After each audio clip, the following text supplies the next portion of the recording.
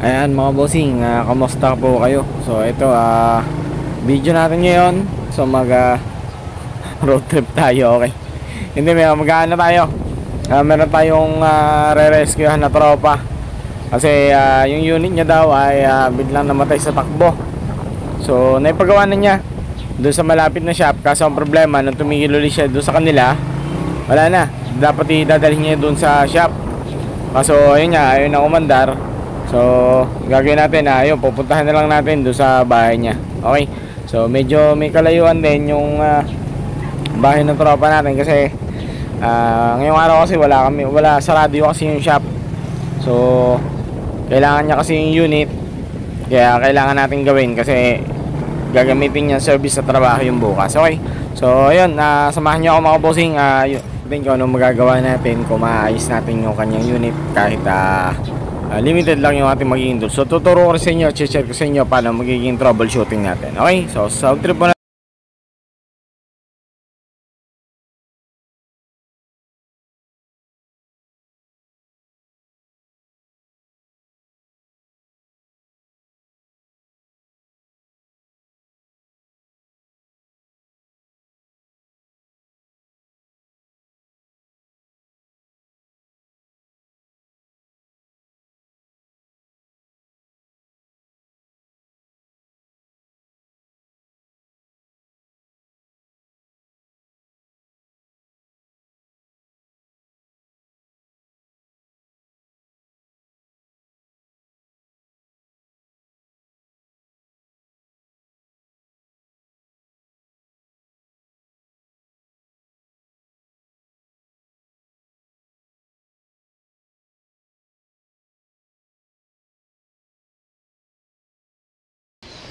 Ano ka? Asin naman tayo, stock ba? Oo, takbo eh. Tapos Nakakikir ka ngayon. wala.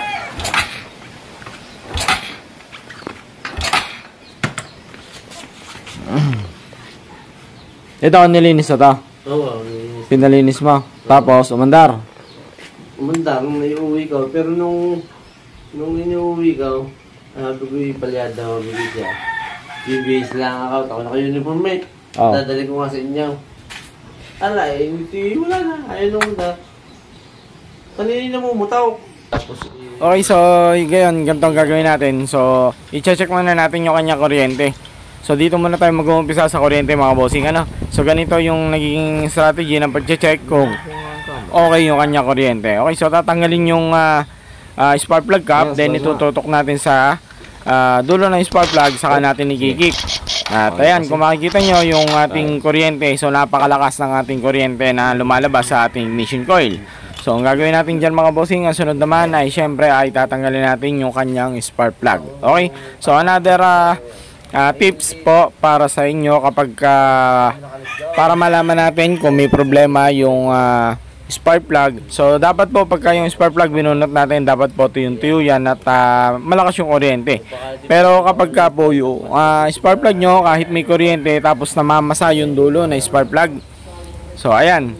So kung mapapansin nyo, medyo basa-basa yung ating spark plug, na isa sa palatandaan na nagkakaroon na ng problema yung ating spark plug. Maaaring yan ay nagbibigay ng kuryente, pero kapag ka medyo mainit o medyo nagtatagal, so nawawala na yung supply niya ng kuryente. Okay, so meron kasi yung pagkakataon dyan, ito i-check ko yung kanyang spark plug. Although alam ko na palitin na talaga yung spark plug niya kasi nga namamasa na yung dulo. So ipapakita ko lang sana dito na kahit may kuryente yung spark plug, so minsan talaga ayaw niya umandar. So kaso hindi ko lang mapapakita kasi medyo malayo nga yung kuha, tsaka medyo napakaliwanag. Pero mahina na lang din yung kanya kuryente. So dito chinek natin yung compression niya. So ito yung manual na ginagawa natin sa pag-check ng compression. Kailangan malakas yung putok nung pagka ikinikik habang natatakloban ng ating daliri. Yung may pinakabandang dulong butas ng ating lagayan ng ating spark plug. So ang ginawa natin mga bossing ay pinalitan na natin ng spark plug dahil ayun, lagi naman tayong may dala niyan sa ating unit. At ito mga bossing, testingin natin.